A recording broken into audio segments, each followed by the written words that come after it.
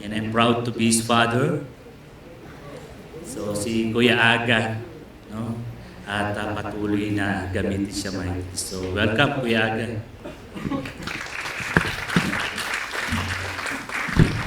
Ayan. Can we give the Lord the highest praise, highest glory for this morning? Good morning.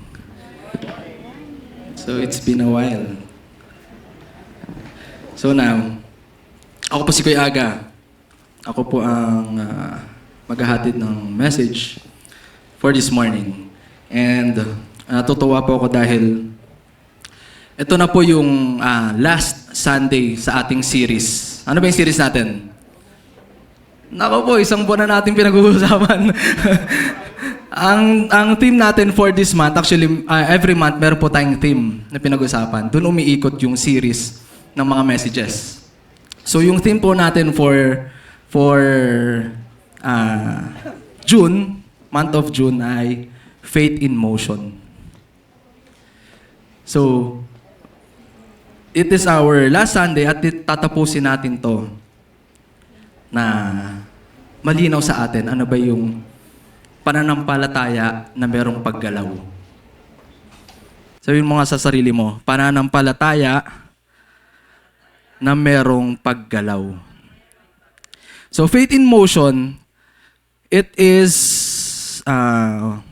masasabi nating one place to another. Pag sinabi natin kasing motion, merong paggalaw, merong pagkilos. Tama po ba?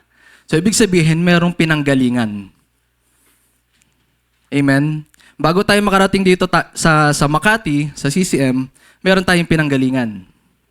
Pag merong first-timer na nagpupunta dito, ang tinatanong lagi ay, lahat po ba ng taga-CCM ay nandito lang around sa Makati? Hindi. Kasi nagugulat sila pag sinasabi namin, meron taga Fairview, meron taga Novaliches, meron taga Rizal, merong Santa Rosa, yun na ata pinakamalayo eh. 'Di ba? Malapit lang. So meron ding mga taga Makati. So regardless kung saan ka galing at papunta ka dito sa simbahan, meron kang pinanggalingan. Tama? Meron kang pinanggalingan. Example, ang faith in motion, pwede natin siya ihalin tulad sa, kunyari kinakabahan ka. Galing sa kinakabahan, ikaw ay naging masaya na. It's like taking ng exam. Bago ka mag-take ng exam, meron kang kaba. Pero pag natapos mo ng exam, okay na, nakangiti ka na. Sa mga gym buddies ngayon, sa mga free runners, di ba? Gusto tumakbo, jogging. Pag napagod, papahinga, kain. Ngayon, pag medyo bumibigat, tatakbo na naman niya. Takbo. Napagod ulit, kakain. So, ibig sabihin, merong pinanggagalingan yung action na ginagawa natin. Correct? Meron siyang pinanggagalingan. So, faith in motion, can we show you yung next slide? Faith in motion is like believing that you can go from a certain point.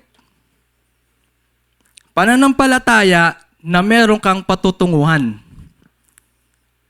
So, ginamit natin yung word dito na from to emphasize that God had brought you to where you are right now.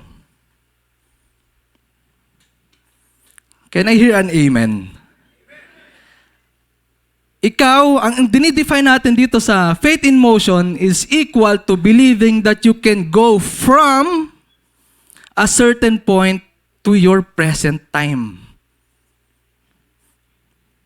So medyo confused pa kayo, ano nangyayari dito? Parang may science class na nangyayari dito. Because faith is believing that God brought you to where you are right now. Yun yung motion na pinag-usapan natin. Ang sabi kasi ng Panginoon, ang instruction niya is, do not worry for tomorrow. So, ibig sabihin, we are living for today. Correct? So, faith in motion ay nandun ka sa past mo at dinala ka ng Panginoon kung nasaan ka ngayon. That is faith in motion. And si Lord na ang bahala doon sa kinabukasan. Ang iniisip lang natin ngayon is yung ngayong araw. Amen? Sabi mo sa katabi mo, isipin mo muna yung ngayong araw. Huwag mo muna isipin yung pasok at trabaho kinabukasan. Si Lord ang bahala doon. So He will bring you forth at meron kang pupuntahan. It's like saying, Lord, thank you for today. Lord, thank you for yesterday because I am here today. Nasabi niyo ba yun ngayong araw? Lord, maraming salamat kahapon, kagabi kasi nakatulog ako at nakapagsimba ako ngayon dito sa CCM. At dumating ako ng 9:30. Amen? Sinong guilty dito na hindi dumating ng 9:30? Ha? Kasi, ang pagtulog ng maaga is like faith in motion. Pinaghahandaan mo yung pagpunta mo ng sinimbahan kinabukasan. So, kung may nalilate yung katabi mo, sabi mo, next Saturday, dapat matulog ka ng maaga. Yan, tulog ka ng umaga. It is always good to look back from where we came from. Tama po. Ang sabi nga ng iba, lagi mong lingunin yung dinaanan mo. Lagi mong tignan yung pinanggalingan mo. But the question is, sabi ko nga, isang buwan na natin pinag-uusapan yung faith in motion. Matatapos na tayo dito, hindi nyo pa alam yung team. Pero hindi natin tatapusin na ganun-ganun lang, hindi ako papayag. But the question here is, ito ang tanong, what if I felt no motion? Paano kung yung faith na meron ako ay hindi gumagalaw? We're talking about, for the whole month, faith in motion, faith in motion. Pero natanong niyo ba sa sarili ko, gumagalaw ba talaga yung pananampalataya ko? Am I living the faith na sinabi ng Lord na ang pananampalataya mo ay kaya magpagalaw ng isang bundok? Tanong niyo sa sarili niyo, is my faith moving? Gumagalaw ba yung pananampalataya ko? Buhay ba yung pananampalataya ko? Kasi, ang pananampalataya na gumagalaw ay buhay na pananampalataya. Bakit? Faith in motion nga eh. You're believing that God can do something na bounded ng physical na ability natin, nakakayanan natin. That is faith. Pero kung ang faith mo ay hindi gumagalaw, yun ay patay na pananampalataya. Amen? Ano kaya tumatakbo sa isip nyo ngayon? Kasi while I'm doing this, napatanong din ako sa sarili ko. And I love doing sermon kasi habang ginagawa ko yung buong process, is napapatanong din ako sa sarili ko. It's like God is talking to me and preaching to me. So natatanong ko sa sarili ko, is my faith moving? Kasi I've been here in the ministry for so long, parang kalahati na ata ng buhay ko. Sa ministry na ako. So with all that sacrifices, and all that pagod, ang tanong ko sa sarili ko ay, does my faith really moves? Sapat na ba yung pagsuserve ko sa simbahan to say that my faith is moving? That my faith is in motion? Sapat na ba yung pagpunta ko sa simbahan para masabi na yung faith ko ay gumagalaw? Sapat na ba yung pag-attend ko sa Zoom D-group para sabihin yung faith ko ay gumagalaw? Because you are responsible of your own faith. Kasi sabi ng Panginoon, ikaw ay maniwala sa akin. And as we Christians, dapat ina-exercise natin yung paniniwala sa Panginoon. Amen? Amen. So, we will be talking about the man who can't be moved. Walking, So, we will be talking about itong tao na to, itong lalaki na to, na for 38 years, sabihin mo 38 years, 38 years hindi siya makagalaw. Hindi siya makalakad. So, if you have your Bibles with you, please join me in reading sa John chapter 5, verses 1 to 9. So ito po ay sa ESV. So after this, there was a feast of the Jews, and Jesus went up to Jerusalem. Now, there is in Jerusalem by the sheep gate a pool, in Aramaic called Bethesda, which has 5 roof colonnades. So in this lay a multitude of invalids, blind, lame, and paralyzed. One man was there who had been invalid for 38 years. So nasusundan niyo po? Nasusundan niyo yung kwento? Then on verse 6, when Jesus saw him lying there and knew that he had already been there a long time, he said to him, "Do you want to be healed?" Gusto mo bang gumaling? So for 38 years, he is invalid. Ibig sabihin ay siya ay lame. It could be hindi siya makagalaw, pilay, lumpo. Yun yung definition ng invalid. So when Jesus saw him lying there and knew that he had already been there a long time, he said to him, "Do you want to be healed?" On verse 7, the sick man answered him, "Sir, I have no one to put me into the pool when the water is stirred up, and while I am going, another steps down before me." May nauuna sa akin lagi. And Jesus said to him, "Get up, take up your bed and walk." And at once the man was healed, and he took up his bed and walked. Naintindihan niyo po yung kwento? The man was healed, he took up his bed and walked. Can we give the Lord the highest praise? Diba? It's a celebration eh. For 38 years, hindi nakakalakad yung invalid na yon. But the Lord healed him. Yan, tapos na po yung sermon natin. Tutuloy pa ba natin? Kasi yun eh, nandun na sa kwento eh. That God does miracle. Pero we'll be focusing on paano kung ito na yung naramdaman ko? Paano kung ako yung nasa sitwasyon na for 38 years, I've been going to church but I felt no motion. For 38 years, feeling ko pilay ako sa simbahan.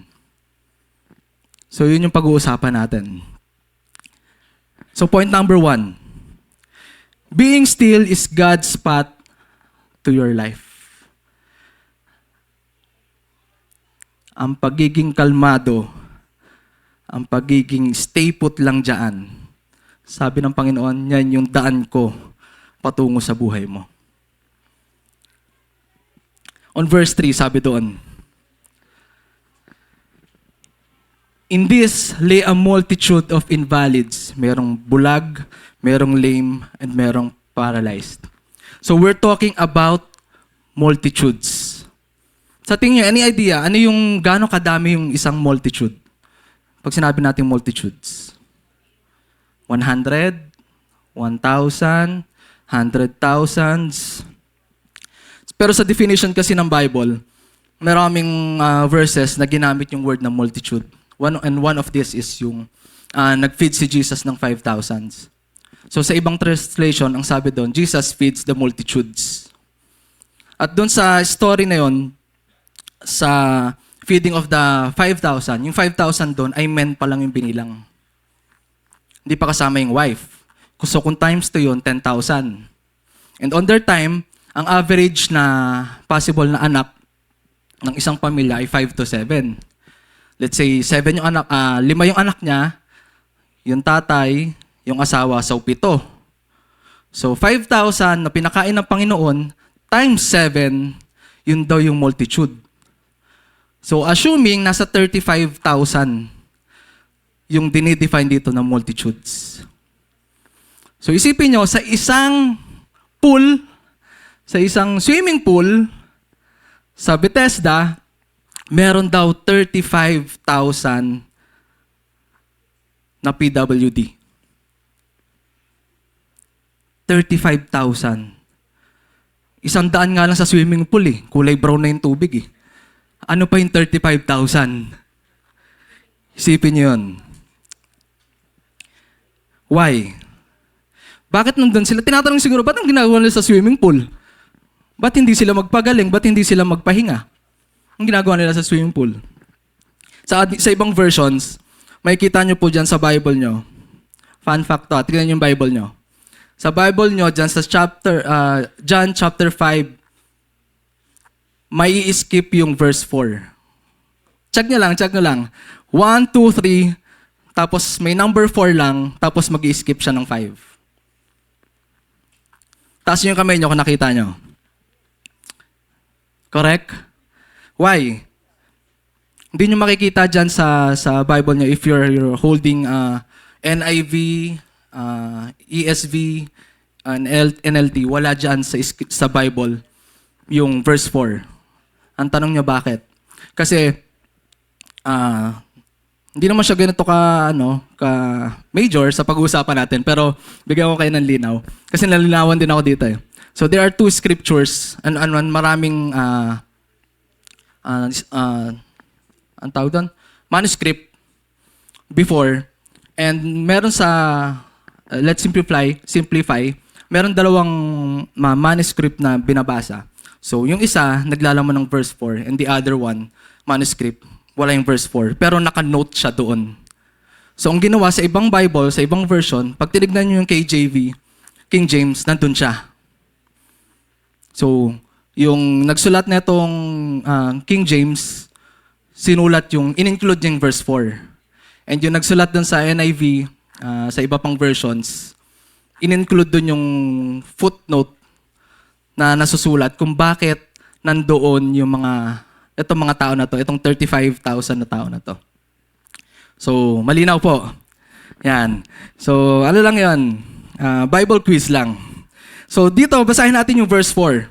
Sabi doon, dito nakasulat kung ano yung rason kung bakit sila nandun sa swimming pool, sa pool. For an angel went down at a certain season into the pool and troubled the water. Ibig sabihin ng troubled is pinagalaw, in-steer yung pool, at kung sino daw yung kauna-unahang may sakit na pumunta dun sa pool ay gagaling. So, whoever then first after the troubling of the water stepped in was made whole of whatsoever disease he had. So, there could be a possibility na totoo ito. Kasi God is doing miracles na sobrang masasabi nating parang weird or sobrang beyond our thoughts na hindi natin ma-imagine. It could be possible, di ba? So, itong 35,000 na to, na lahat sila ay nag-aabang doon sa pool. Lahat sila nandun sa hagdanan, may pilay, may bulag, iba't ibang may sakit. And on verse 5, sabi doon, one man was there who had been an invalid for 35 years. Hindi natin alam kung gaano na siya katagal doon sa pool, but buong buhay niya, siya ay hindi makalakad. And he is part ng 35,000 na nag-aabang na magkaroon ng miracle sa buhay nila. So we can see, maraming miracles na ginawa si Jesus throughout his journey. Habang naglalakad siya, habang siya'y papunta sa mga temples. And one of those, magme-mention ako ng 4, sa Matthew chapter 8, merong paralyzed na servant, naalala niyo po?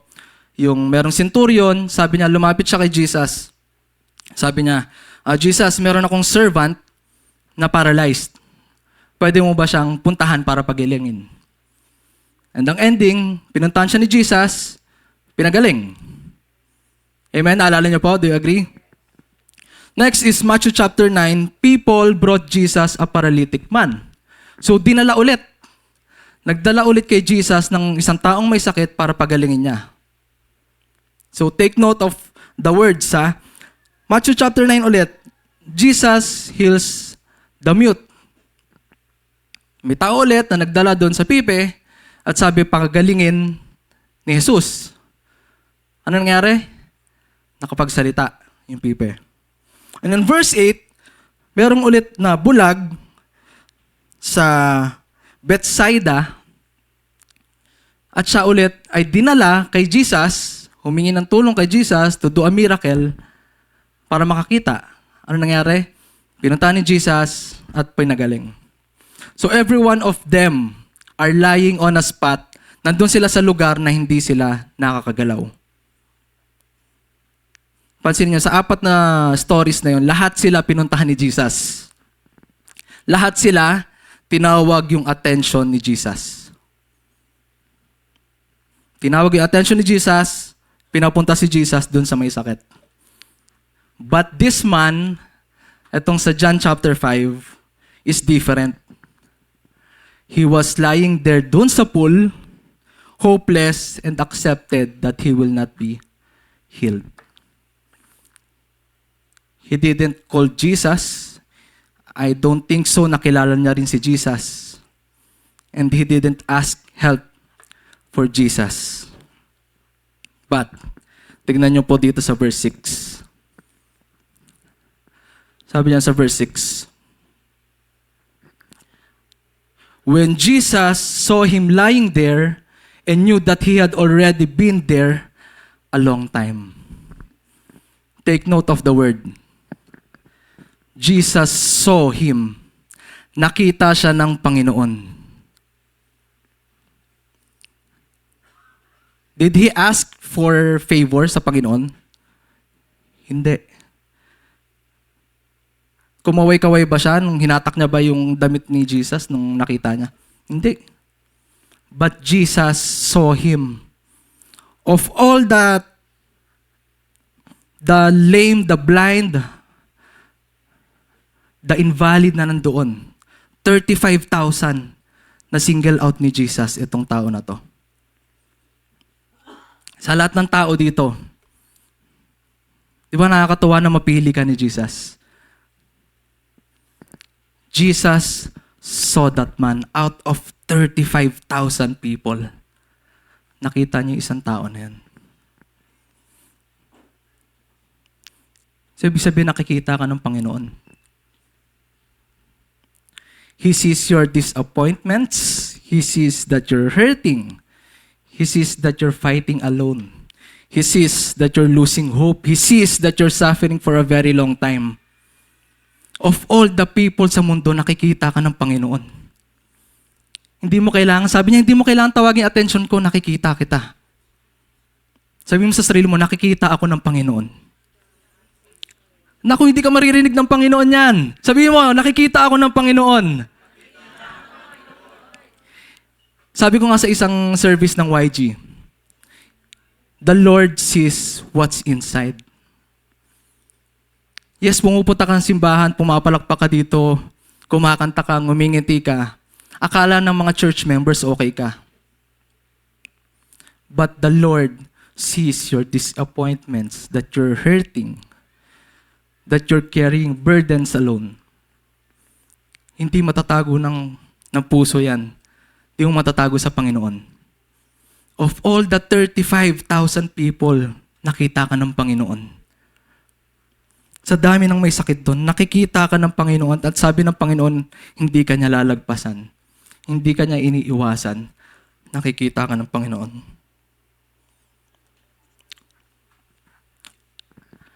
And on verse 6, sabi niya doon, kadugtong. Nung nakita niya yung may sakit na yun, ang tanong niya, do you want to be healed? Gusto mo bang gumaling? Di ba, maski nga ubo o sipon, gusto nating gumaling eh. Ano pa kaya itong lumpo? That is a question for you. Do you want to be healed? Gusto mo bang gumaling? Kung ang sagot may amen, baka medyo gumaling ka lang yan. Makakatayo ka lang. Pero kung sumagot ka siguro ng amen, amen? Our answers on how we respond do na di-define kung gaano kalayo yung tinatakbo ng pananampalataya mo. Kung pagsagot pa lang ng amen ay nahihiya ka na, does your faith is really in motion? Bakit? Dagdag ko lang po, ang pagsagot ng amen is saying that God is right. That you're agreeing that God can heal you. Pero kung nahihiya kang sabihin yung amen at nahihiya kang i-declare that God will heal me, then question your faith. Amen? Yan. Di ba? It's like declaring and saying that the Lord is right, that the Lord is a great healer. So when all physical efforts are exhausted,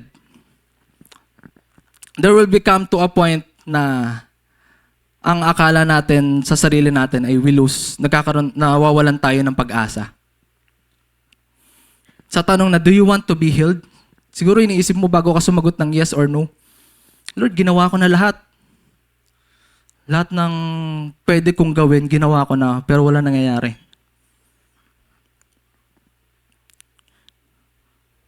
We found faith when physical boundaries are reached and it became a question. Did I exercise my faith when I am shaken?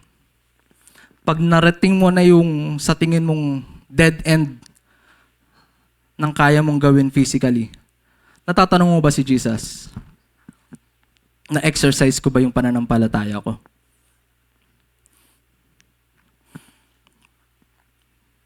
Pag dumating ba yung kalamidad sa buhay ko, pag walang-wala na akong pera, nasasabi mo ba, God is great? Pag wala ka nang makain, masasabi mo ba, still God is good? Kasi yung tinatanong ni Lord, do you want to be healed? Oo, Lord, pero, lagi may pero eh. Gusto mong gulang, oh Lord, pero nagawa ko na lahat eh.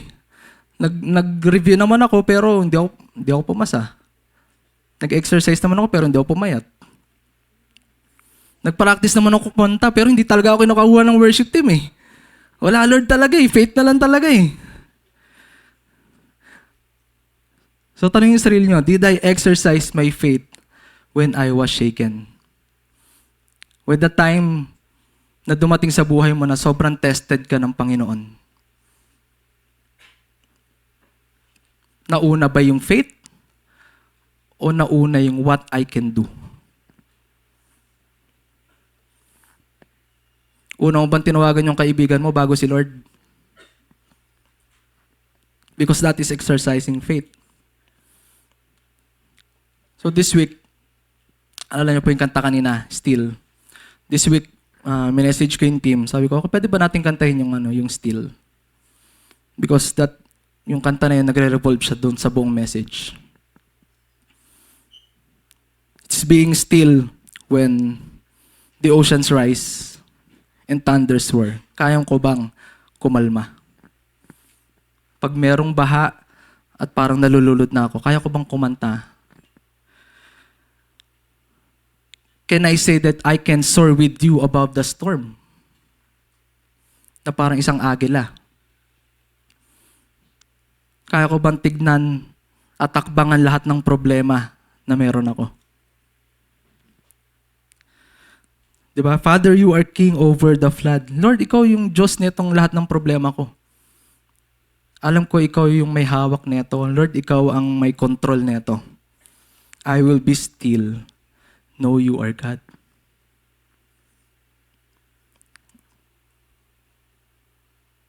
Itong oceans na to, itong thunderstorm na to, this is the problems na na-encounter natin weekly, everyday, oras-oras sa trabaho, sa buhay natin. Can we still say and be still and be quiet and know that the power of God is in control? Yun yung sinasabi ng kanta kanina. Kaya gustong-gusto ko yung kanta na yun. When the oceans rise and thunders roar, kahit anong mangyari, Lord. Lord, kahit anong gulo, kahit anong dilubyo yung dumating sa buhay ko, sabi ng Panginoon, be still and know that I am your God. That is exercising faith in motion. Point number 2. What if I felt no motion? Set aside the boundaries. Itabi mo lahat ng physical boundaries. Bakit? Basahin natin sa verse 7. Sabi dyan, the sick man answered him, Sir, I have no one to put me into the pool when the waters is stirred up, and while I'm going, another steps down before me. Lord, walang tutulong sa akin. Naalala yung tanong ng Panginoon? Do you want to be healed? Pwede siyang sagutin ng, yes, Lord, for 38 years. Dala-dala ko tong sakit na to, gusto kong gumaling. Pero nang sabi ng lalaki, Lord, wala naman tumutulong sa akin. Wala nagbubuhat sa akin para dalhin ako dun sa pool. At pag sinusubukan ko, merong nakakalagpas sa akin. Merong nakakauna sa akin. Di ba? Maybe everyone is in their hoping state eh. Isipin nyo, 35,000, lahat sila gustong gumaling. Di ba? Kompetensya yun eh. Parang ganun ang dating eh. Gusto kong gumaling, dapat maunahan ko silang lahat para makaalis na ako dito sa pool na to. Maybe meron doon na tumutulong sa kanila. Yung bulag, kaya naman maglakad. Maririnig niya na tumutunog yung tubig, pwede siyang tumakbo agad doon. Siguro sa ibang pilay, meron silang kasama. Tulong-tulong sila, bubuhati nila, dadali nila doon. But this man, this invalid man, is lying there, hopeless. May isang kwento nga. Kwento ko kayo, inaanto kayo eh. Amen? Yan. So, there was a high school teacher, sabi niya. Meron ako estudyante, ang pangalan niya si Aaron. So, si Aaron, sinabi na itong teacher na to na sasali tayo sa isang kompetensya. Kailangan niyong mag-aral tungkol to sa music. Kailangan niyong mag-aral. Paghandaan niyo. Kasi gusto nating manalo. So yun, nag-practice sila. Practice. Tinanong ulit siya ng teacher. So after a week, tinanong siya ng teacher, Aaron, kamusta? Sabi ni Aaron, okay naman sir, maganda yung pagpapractice namin. Maayos naman siya. Okay Aaron, mananalo ba? Sabi ng teacher.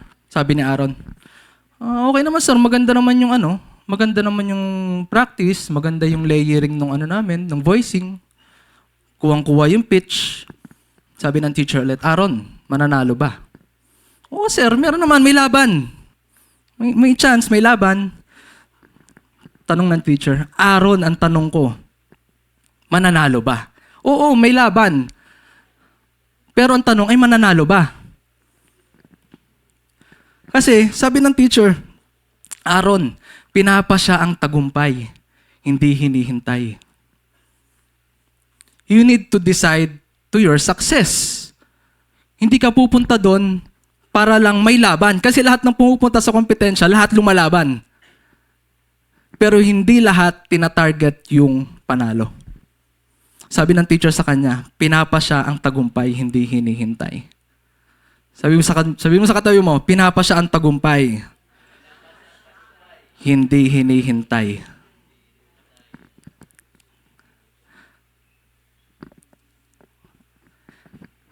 So on our next slide, if you want to succeed, decide to succeed. Kung gusto mo, decide to success. If you want to succeed, decide to success.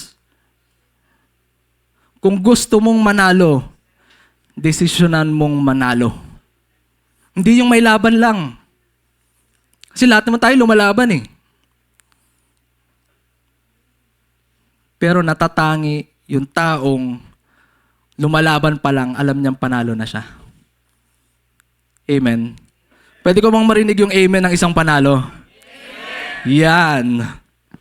So if you want to succeed, decide to success. If you want to move forward, get out of the way. Madalas kasi may times na yung sarili natin yung nagiging hadlang sa success. Nililimit natin yung kakayanan natin dun sa abilidad na kaya natin. So our thoughts limits what God can do. Tama po ba? Na tayo physically ay bounded ng kakayanan lang natin. But God can do further than that. Amen? Yun, may tatlo. So our thoughts limit what God can do. Ito makikita nyo, this man, itong 38 years na hindi nakakalakad, ang hinahangad niya lang ay yung makarating siya dun sa pool para gumaling. But God gave him healing. Amen? Di ba? Nakakatuwa. Paano matuwa? Di ba pumapalakpak tayo pag natutuwa? Amen. Di ba? Madalas kasi yung hinihingi natin ay yung kaya naman nating abutin. Pero yung hinahanda sa atin ng Panginoon ay yung kaya niyang ibigay sa atin. Madalas hinihingi natin yung maliliit na bagay lang. Lord, gusto ko ng kotse, gusto ko ng pera, gusto ko ng bahay. Pero gusto ni Lord, bigyan ka ng kotse na may driver. Bahay na may yaya. Diba? Pera sa bangko. Pero baka pera ng iba yon. Pero God gusto niyang ibigay sa'yo yung bagay na more than what you're thinking. Itong paralytic man, gusto niya lang makadating sa pool, pero binigyan siya ng Panginoon ng kagalingan. Pinagaling siya ng Panginoon. Bakit? Kasi hindi niya kilala yung nagpagaling sa kanya. Ang kala na, ang source of healing ay nandun sa pool. Pero hindi niya alam, yung source of healing ay nandoon sa tabi niya. Because he didn't know. He didn't know Jesus is the Messiah. He didn't know that Jesus can heal him. Pero tayo, meron tayong Bible sa ating mga kamay. We have the chance to know the healer, but we neglect to know our God. Itong tao na to, wala silang Bible that time eh. Kaya hindi niya alam na yung healer katabi niya na. Pero tayo, may Bible tayo. Pero hindi natin hinihingi yung healing power ng Panginoon. Bakit? Kasi hindi niyo binubuksan yung Bible niyo. You didn't know that Jesus is the answer to your problems. Amen? Parang amen church na tayo. On point number 3. Malapit na po ako magtapos. Ayan, natutuwa po ako. Bata ako, lagi akong naririnig yan. Malapit na magtapos si Pastor. Tatapos na, magmamakdo na kami. So, magagamit ko na siya ngayon. Malapit na po ako magtapos. On point number 3. What if I felt no motion kung di ko nararamdaman yung pananampalataya ako na gumagalaw? Anong kailangan mong gawin? Take the first step. Maglakad ka. Sabi nga, first law of motion. Balik tayo sa school. First law of motion. An object at rest will remain at rest. Tama? Ang bagay na hindi gumagalaw ay mananatiling hindi gumagalaw unless an external force is acted upon it. Ang bola ay mananatiling bolang nandyan unless sisipain mo siya para gumalaw siya. So when your faith is not moving, kailangan mo sipain yung sarili mo. You need to take the first step. Sabi mo sa katabi mo, kailangan mong humakbang. Yun, may 5. On verse 10, Jesus said to him, ito sabi sa kanya, get up, take up your bed, and walk. Iligpit mo yung higaan mo at maglakad ka. Siguro sabi ng lalaki, Lord, sabi kasi sa law of inertia, wag daw akong gumalaw eh. Yung ba sabi niya? Hindi. Ang sabi niya doon sa verse 9, at once the man was healed. The man was, he was healed. He took up his bed and walk. Niligpit niya higaan niya at siya ay naglakad. Yung hopelessness niya napunta dun sa healing. Yung tao, yung lalaki na for 38 years hindi siya nakakalakad. In an instant, sabi ng Panginoon, tumayo ka at maglakad ka. When you feel that your faith is not in motion, ilakad mo yan. Because an object at rest will remain at rest.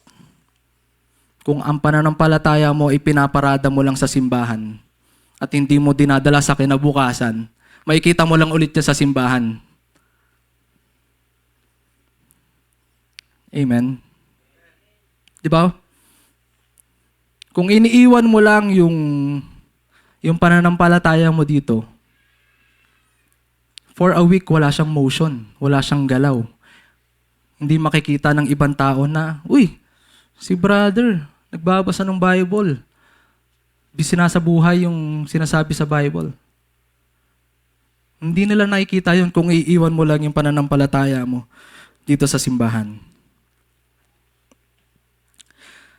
The Lord has even more in store for you, more than the desires of your heart. Di ba? Sabi mo sa katabi mo, get up and get moving. Yan. Yung nakaka-encourage naman, get up and get moving.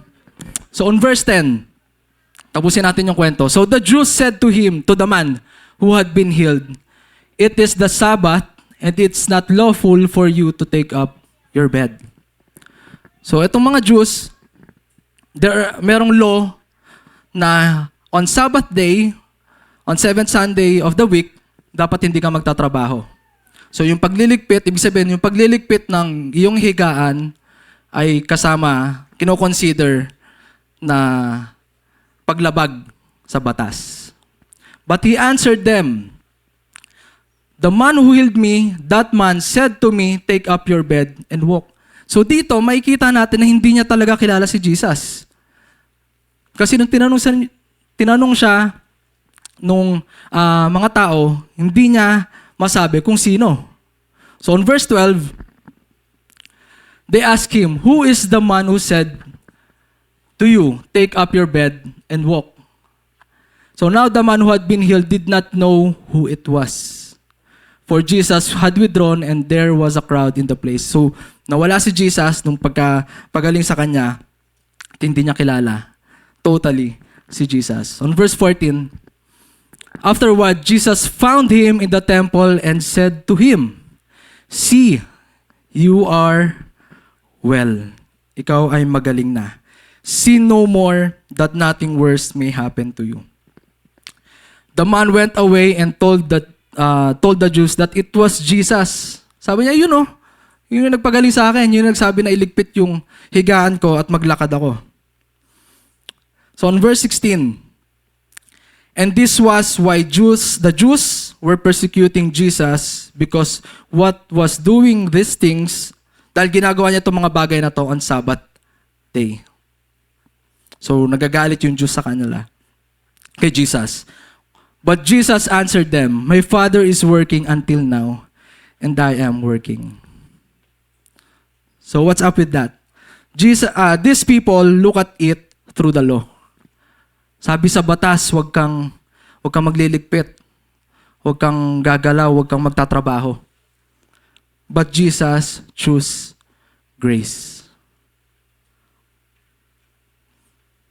Itong mga tao na to, itong mga Jews, hindi nila nakita yung pagdudusa, yung paghihirap ng lalaki na yon na hindi makagalaw for ilang years.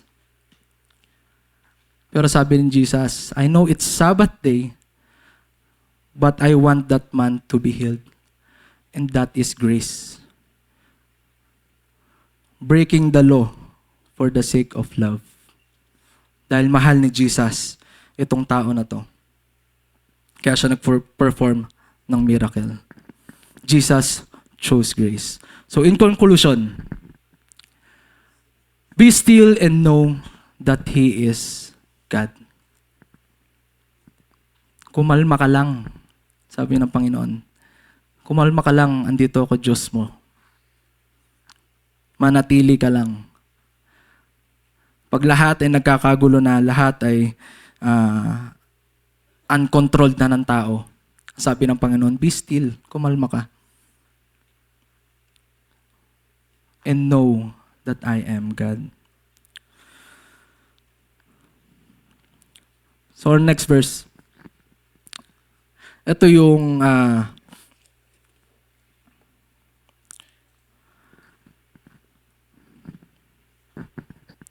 verse sa 2 Corinthians chapter 12 verse 10.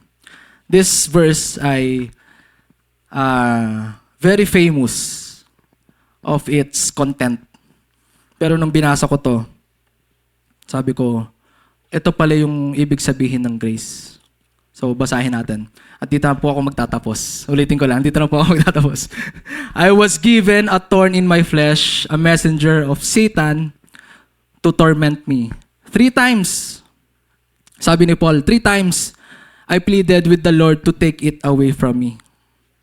Bakit? Kasi ito yung si Paul binibigyan siya ng visions of the heaven. So, sabi niya, para hindi ako magyabang, binigyan ako ng thorn in my flesh na papahirapan ako. So, sabi niya, 3 beses kong hiningi sa Panginoon na tanggalin ito. Tulad ng isang paralytic man. Di ba? For several years, ang hiling niya sa Panginoon is tanggalin yung sakit niya. So, same kay Paul. Sabi niya, 3 times I pleaded with the Lord na tanggalin ito. Pero ang ginawa ng Panginoon. But He said to me, my grace is sufficient for you, for my power is made perfect in weakness. Hiniling ni Paul na tanggalin yung thorns sa flesh niya. Tinanggal ba ni Jesus? Hindi. Pero sinabi niya, yung grasya ko ay sapat sa kahinaan mo. The Lord is not promising na tanggalin ka dyan sa problema mo ngayon. Hindi niya sinasabi na tatanggalin niya yung paghihirap mo dyan, na aalisin ka sa paghihirap mo na yan. Pero ang sabi ng Panginoon, ilulusot kita. Itatagos kita dyan sa problema mo. Malalagpasan mo yan. Amen? Amen. Buti may isa. Amen. Di ba? Hindi aalisin ng Panginoon yung lahat ng tinik dyan, lahat ng paghihirap mo, yung kalungkutan mo. Pero ang sabi ng Panginoon, itatagos kita.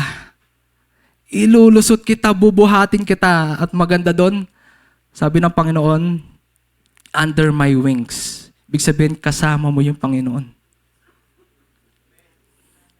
Under His wings, I will carry you. Di ba? He will carry you. Therefore, I will boast all the more gladly about my weakness, so that Christ's power may rest on me. Mas ipagyayabang ko pa yung kahinaan ko. Bakit? Kasi alam kong kasama ko yung Panginoon sa paghihirap na to. Last verse. That is why, for Christ's sake, I delight in weaknesses, in insults, in hardships, in persecutions, in difficulties. Sabi niya dan, I delight in weakness. Masaya ako na meron akong paghihirap. Masaya ako na wala akong makain. Masaya ako na wala na akong panggas. Masaya ako na wala na akong pangbayad ng rent. Bakit? Sabay-sabay natin basahin. For when I am weak, then I am strong. Amen. Let's praise the Lord. Let's clap our hands and let's pray. Yes, Lord, Father God, Lord, Ikaw ang Diyos ng kasiyahan, Lord God. Ikaw ang Diyos na kahit kailan, Lord God, hindi kami papabayaan, Lord God. Hindi kami pinabayaan at hindi kami papabayaan, Lord God. Lord, Ikaw ang nag-promise sa amin na ilulusot mo kami, Lord God, sa lahat ng problema namin. Nasasamahan mo kami na hindi mo kami iiwan. Lord, it is your grace that brought us here, Lord. So I believe, Lord God, na itong grasya na to ang magtatagos sa amin, Lord God, sa problema ngayong linggo. Magtatagos sa amin para magkaroon kami ng financial breakthrough.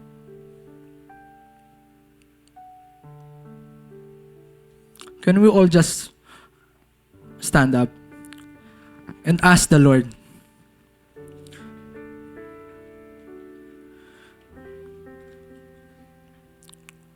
This is your time to talk to God and show Him your weakness. Maging vulnerable ka sa Panginoon. Maging fragile ka sa Panginoon. Tell Him lahat ng paghihirap mo, lahat ng pinagdadaanan mo, lahat ng nilalaban mo na mag-isa.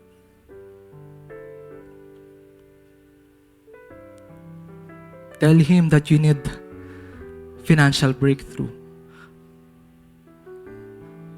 Tell Him na nanganganib na yung marriage nyo. Tell Him na hindi maganda yung relationship mo sa magulang mo. Tell Him na hindi ka okay ngayon. The Lord wants you to be vulnerable to Him. Huwag mo itago sa Panginoon, hindi mo matatago sa Kanya. Sabi ng Panginoon, nakikita ka niya.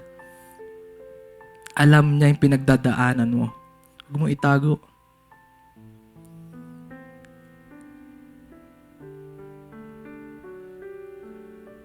I know, Lord, you can hear these prayers, Lord God. Lord, itong mga paghihirap na pinagdadaanan namin, Lord God. Itong mga laban na nilalaban namin mag-isa.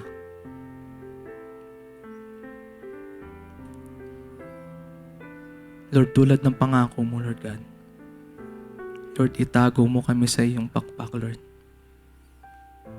Lord, buhatin mo kami. Itawid mo kami, Lord God. And we claim, Lord God, na sasamahan mo kami para matapos, Lord God, at malagpasan lahat ng paghihirap na meron kami.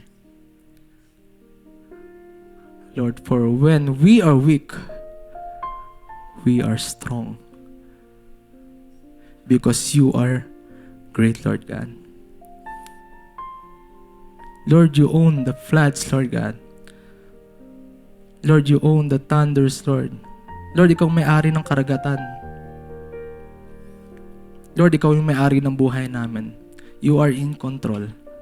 So whatever happens, Lord God, Lord, paalala mo sa amin na manatili kami at alalahanin na ikaw yung Diyos na kaya kaming dalhin, na kaya kaming samahan, at kahit kailanman hindi kami iiwan.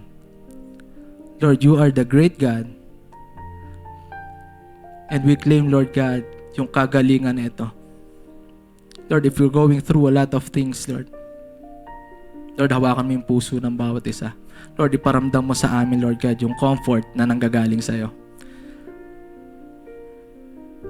Lord, lahat ng ito ay dinadalangin namin sa pangalan mo. Amen and amen. Let's give the Lord the highest praise.